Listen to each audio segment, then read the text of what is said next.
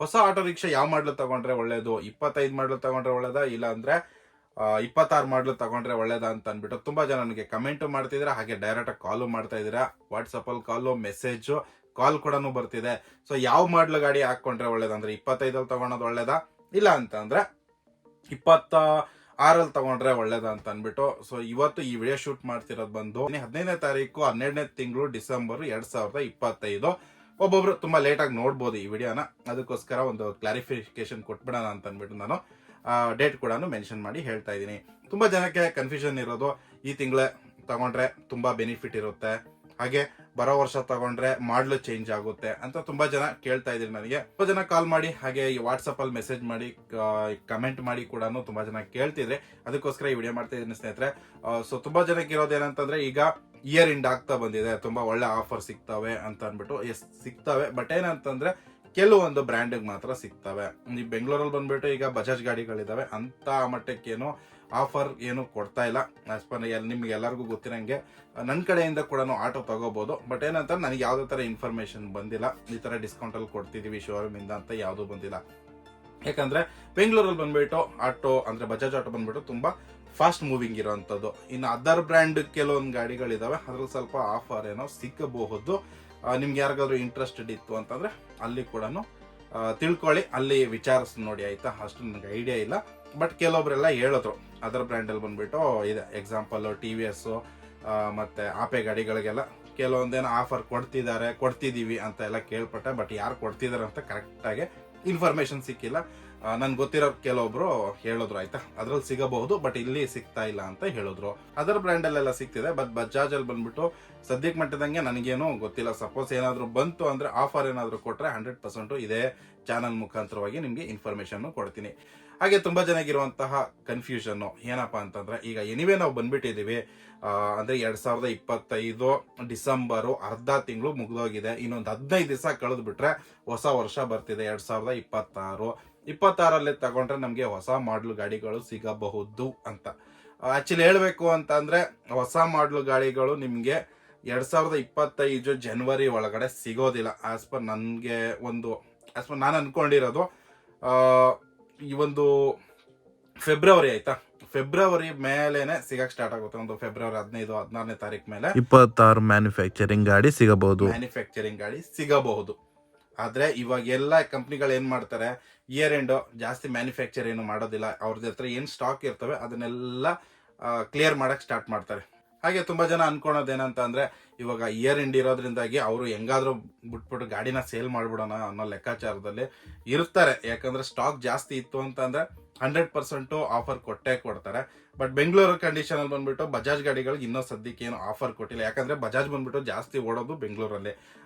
TVS ಆಗಿರ್ಲಿ, Ape ಆಗಿರ್ಲಿ, ಅವ್ರದ್ದು ಸ್ವಲ್ಪ ರಿಜಿಸ್ಟ್ರೇಷನ್ ಬೆಂಗಳೂರಲ್ಲಿ ಕಮ್ಮಿ. ಬಟ್ ಏನಂತಂದ್ರೆ ಬೇರೆ ಜಾಗದಲ್ಲಿ ಎಲ್ಲ ಬಂದ್ಬಿಟ್ಟು ಇವರು ಆಪೆ ಗಾಡಿಯವ್ರದ್ದು ಬಂದ್ಬಿಟ್ಟು ಅವ್ರದ್ದೇ ಯಾವ್ದೋ ಸ್ಥಾನ ಇದೆ, ಅವರು ಆ ಜಾಗದಲ್ಲಿ ಆ ಗಾಡಿಗಳಿಗೆ ಆಫರ್ ಇರೋದಿಲ್ಲ ಆಯ್ತಾ. ಇನ್ ಕೆಲವೊಂದ್ ಕಡೆ ಬಂದ್ಬಿಟ್ಟು TVS ಗಾಡಿಗಳಿಗೆ ಅಲ್ಲಿ ಚೆನ್ನಾಗಿ ಮೂವ್ಮೆಂಟ್ ಇರುತ್ತೆ. ಕೆಲವೊಂದು ಸಿಟಿಗಳಲ್ಲಿ ಅಲ್ಲಿ ಬಂದ್ಬಿಟ್ಟು TVS ಗಾಡಿಗೆ ಆಫರ್ ಇಲ್ಲ, ಬಜಾಜ್ ಗಾಡಿಗೆ ಆಫರ್ ಇರಬಹುದು. ಈ ತರ ಒಂದು ಎಕ್ಸಾಂಪಲ್ ಹೇಳ್ತಿರೋದು. ಬಟ್ ಬೆಂಗಳೂರು ಕಂಡೀಷನ್ ಬಂದ್ಬಿಟ್ಟು ಸದ್ಯಕ್ಕೆ ಬೆಂಗಳೂರಲ್ಲಿ ಯಾವ್ದೇ ತರ ಬಜಾಜ್ ಗಾಡಿಗಳಿಗೇನು ಆಫರ್ ಇಲ್ಲ.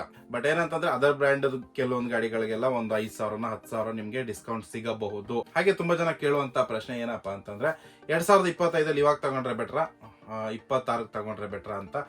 ಸೊ ಆಗ್ಲೇ ಹೇಳ್ದೆ ನಾನು ನಿಮ್ಗೆ ಈ 26ನೇ ಮಾಡೆಲ್ ಗಾಡಿನೇ ಮ್ಯಾನುಫ್ಯಾಕ್ಚರ್ ಇಯರ್ ಗಾಡಿ ಬೇಕು ಅಂತಂದ್ರೆ ಒಂದು ಅಟ್ಲೀಸ್ಟ್ ಏನಿಲ್ಲ ಅಂದ್ರೂ ಒಂದು ಫೆಬ್ರವರಿವರೆಗೂ ವೇಟ್ ಮಾಡ್ಬೇಕಾಗುತ್ತೆ ಆಯ್ತಾ.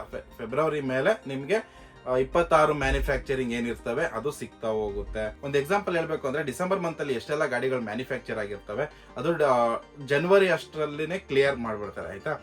ಆಮೇಲೆ ಏನು ಅಟ್ಲೀಸ್ಟ್ ಒಂದು ಬಫರ್ ಅಂದ್ರೆ ಒನ್ ಮಂತ್ ಆದ್ರೂ ಬಫರ್ ಇಷ್ಟೇ ಇರ್ತಾರೆ. ಈಗ 26 ಜನವರಿನಲ್ಲಿ ಮ್ಯಾನುಫ್ಯಾಕ್ಚರ್ ಆಗೋ ಗಾಡಿಗಳೆಲ್ಲ ಬಂದ್ಬಿಟ್ಟು ಇದು ನಿಮ್ಗೆ ಫೆಬ್ರವರಿಗೆ ಕೊಡ್ತಾರೆ ಅನ್ಕೊಳ್ಳಿ, ಸರಿನಾ. ಈ ತರ ಒಂದು ಬಫರ್ ಅಲ್ಲಿ ಇಟ್ಕೊಂತಾರೆ. ಯಾಕಂದ್ರೆ ಕಂಪ್ನಿ ಕೂಡ ನೋಡ್ತಾರೆ, ಅವ್ರಿಗೂ ಕೂಡ ಗೊತ್ತಿರುತ್ತೆ ಕಸ್ಟಮರು ಈಗ ಇಯರ್ ಎಂಡ್ ಬಂದಾಗ ಇವಾಗ ತುಂಬಾ ಜನ ನೋಡ್ತಿರ್ತಾರೆ, ಇವಾಗ 25 ಮಾಡ್ಲು ತಗೊಳ್ಳೋ ಬದಲು 26 ಮಾಡ್ಲನ್ನ ತಗೋಬೋದಾ ಅಂತ ಅನ್ಬಿಟ್ಟು.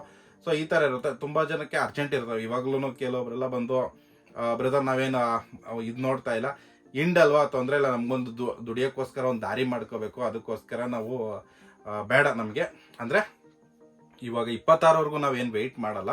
ನಮ್ಗೆ ಇವಾಗ್ಲೇನೆ ತಗೊಂತೀವಿ ಅಂತ ಕೂಡ ಈ ತರ ಗಾಡಿನೂ ತಗೊಂತಾ ಇದ್ದಾರೆ. ಬಟ್ ಏನಂತಂದ್ರೆ ಅವರು ಡಿಪೆಂಡ್ಸ್, ಅವ್ರದ್ದು ಕಮಿಟ್ಮೆಂಟ್ ಯಾವ ತರ ಇದೆ ಅದ್ರ ಮೇಲೆ ಡಿಪೆಂಡ್ ಆಗಿರುತ್ತೆ.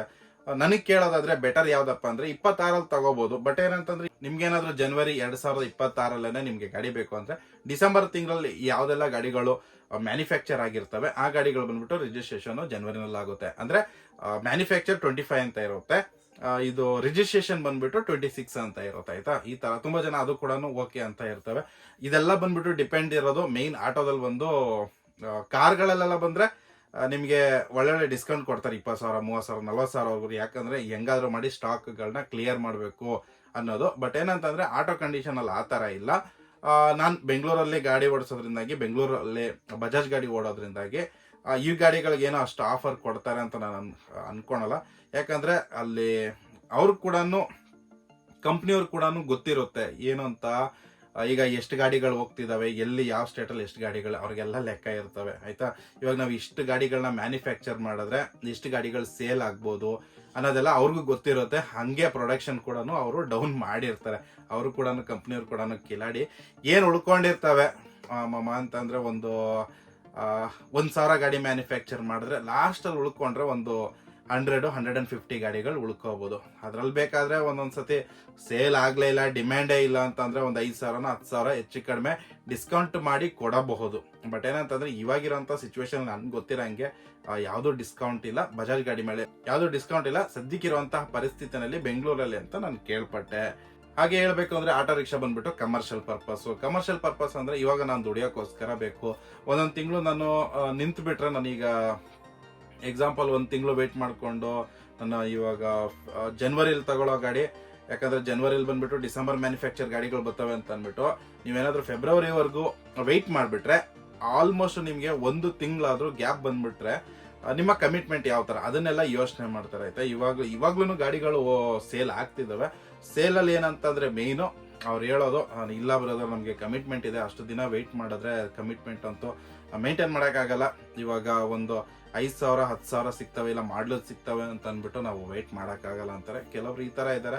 ಇನ್ ಕೆಲವೊಬ್ರು ತುಂಬಾ ಜನ ವೆಯ್ಟ್ ಮಾಡ್ತಿದ್ದಾರೆ, ಇಲ್ಲ ಬ್ರದರ್ ನನ್ ಕೆಲಸ ಕಾರ್ಯ ಇದೆ, ನಾನು ಆರಾಮಾಗಿ ಮಾಡ್ಕೊಂಡು ಹೋಗ್ತಾ ಇದ್ದೀನಿ, ಅಲ್ಲಿ ಗಂಟ ಸುಧಾರಿಸ್ತೀನಿ, ನಾನು ಜನವರಿಗೆ ತಗೊಂತೀನಿ ಅನ್ನೋರು ಕೂಡ ಇದ್ದಾರೆ. ಅದ್ರ ಜೊತೆಗೆ ಇನ್ ಕೆಲವೊಬ್ರು ಇಲ್ಲ ನನಗೆ 26 ಮ್ಯಾನುಫ್ಯಾಕ್ಚರಿಂಗ್ ಬೇಕು, 26 ಅಲ್ಲೇ ನನ್ನ ರಿಜಿಸ್ಟ್ರೇಷನ್ ಕೂಡ ಗಾಡಿ ಆಗ್ಬೇಕು ಅನ್ನೋರು ಕೂಡ ಇದ್ದಾರೆ.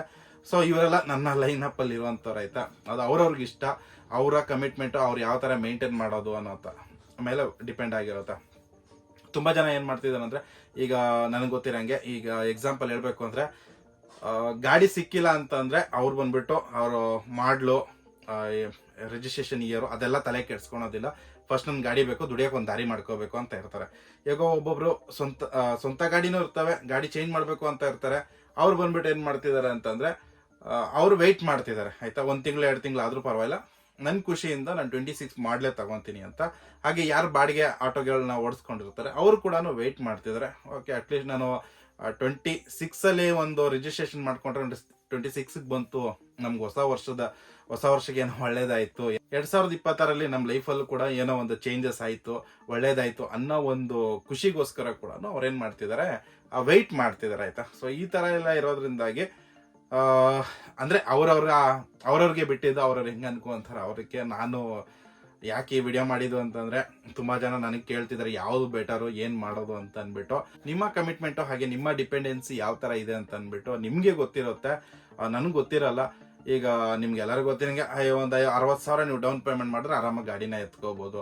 ಬಟ್ ಏನಂತಂದ್ರೆ ತುಂಬಾ ಜನಕ್ಕೆ ಇರೋದು 2026 ಬಂತು ಅಂತಂದ್ರೆ ಜನವರಿನಲ್ಲಿ ಹೊಸ ವರ್ಷ, ಹೊಸದಾಗ ಒಂದು ಲೈಫ್, ಏನೋ ಒಂದು ಲೈಫಲ್ಲಿ ಚೇಂಜಸ್ ಆಗುತ್ತೆ ಅನ್ನೋ ಒಂದು ಖುಷಿ ಇರ್ತದಲ್ಲ, ಅದಕ್ಕೋಸ್ಕರ ತುಂಬಾ ಜನ ಏನ್ ಮಾಡ್ತಿದ್ದಾರೆ 26ಗೆ ವೆಯ್ಟ್ ಮಾಡ್ತಿದ್ದಾರೆ. ಎಲ್ಲ ನಿಮ್ ಮೇಲೆ ಬಿಟ್ಟಿದೆ. ಇಲ್ಲ 15 ದಿವಸ 20 ದಿವಸ ನಾನು ವೆಯ್ಟ್ ಮಾಡ್ತೀನಿ ಅಂತಂದ್ರೆ ನಿಮ್ಗೆ ಡಿಸೆಂಬರ್ ಮ್ಯಾನುಫ್ಯಾಕ್ಚರ್ ಗಾಡಿ 26 ಅಲ್ಲಿ ರಿಜಿಸ್ಟ್ರೇಷನ್ ಸಿಗುತ್ತೆ. ಇಲ್ಲ ನಾನು ಫೆಬ್ರವರಿ ಗಂಟನೂ ನಾನು ವೆಯ್ಟ್ ಮಾಡ್ತೀನಿ ಅಂತಂದ್ರೆ ಆಲ್ಮೋಸ್ಟ್ ಜನವರಿ ಮ್ಯಾನುಫ್ಯಾಕ್ಚರ್ ಗಾಡಿ ನಿಮ್ಗೆ ಬಂದ್ಬಿಟ್ಟು ಒಂದು ಜನವರಿ ಇಂಡಿಂಗೆಲ್ಲ ಸಿಗಕ್ ಸ್ಟಾರ್ಟ್ ಆಗ್ಬಿಡುತ್ತೆ. ಅಷ್ಟೇನು ಸ್ಟಾಕ್ ಏನು ಇರೋದಿಲ್ಲ. ಅವರು ಕಂಪ್ನಿಯವ್ರು ಕೂಡ ನೋಡ್ಕೊಂಡೆ ಮ್ಯಾನುಫ್ಯಾಕ್ಚರ್ ಮಾಡೋದು. ಈ ತರ ನನ್ನ ಅನಿಸಿಕೆ. ನಿಮ್ಮ ಅನಿಸಿಕೆ ಏನೋ ನನ್ನ ಕಮೆಂಟ್ ಅಲ್ಲಿ ತಿಳಿಸಿ. ಹಾಗೆ ನೀವು ಯಾವ ಮಾಡಲ್ ಗಾಡಿ ತಗೊಂತ ಇದ್ರ ಅಂತ ಕೂಡ ಹೇಳಿ, ಯಾವ್ದು ಬೆಟರ್ ಅಂತ ಕೂಡ ಹೇಳಿ. ನಿಮ್ಮ ಅನಿಸಿಕೆ ಒಂದು ಹೇಳಿದ್ರೆ ಕಮೆಂಟ್ ಅಲ್ಲಿ, ಕಮೆಂಟ್ ಯಾರು ಓದ್ತಾರೆ ಅವ್ರಿಗೂ ಕೂಡ, ಕಮೆಂಟ್ ಓದೋರ್ ಕೂಡ ಒಂದು ಕ್ಲಾರಿಟಿ ಸಿಗುತ್ತೆ. 25 ಮ್ಯಾನುಫ್ಯಾಕ್ಚರ್ 26 ರಿಜಿಸ್ಟ್ರೇಷನ್, ಇಲ್ಲ ಅಂದ್ರೆ ವೇಟ್ ಮಾಡ್ಬಿಟ್ಟು 26 ಮ್ಯಾನುಫ್ಯಾಕ್ಚರ್ 26 ರಿಜಿಸ್ಟ್ರೇಷನ್ ತಗೋಬೇಕಾ ಅಂತ ಅಂದ್ಬಿಟ್ಟು ನಿಮ್ಮ ಅನಿಸಿಕೆ ನಿಮ್ಮ ಅಭಿಪ್ರಾಯ ಕೂಡ ಕಮೆಂಟ್ ಅಲ್ಲಿ ತಿಳಿಸಿ ಅಂತ ಹೇಳ್ಕೊಂತೀನಿ. ಇಲ್ಲಿಗೆ ಈ ವಿಡಿಯೋ ಮುಗಿಸ್ತಾ ಇದ್ದೀನಿ. ವಿಡಿಯೋ ಹೇಗಿತ್ತು ಅಂತ ತಿಳಿಸಿ. ಇಷ್ಟ ಆದ್ರೆ ಕೂಡಲೇ ಲೈಕ್ ಸಬ್ಸ್ಕ್ರೈಬ್ ಮಾಡ್ಕೊಂಡು ಸಪೋರ್ಟ್ ಮಾಡಿ. ಈ ನಿಮ್ಮ ಬ್ರದರ್ ಅಂತ ಕೇಳ್ಕೊಂತೀನಿ. ಎಲ್ಲರಿಗೂ ನಮಸ್ಕಾರ.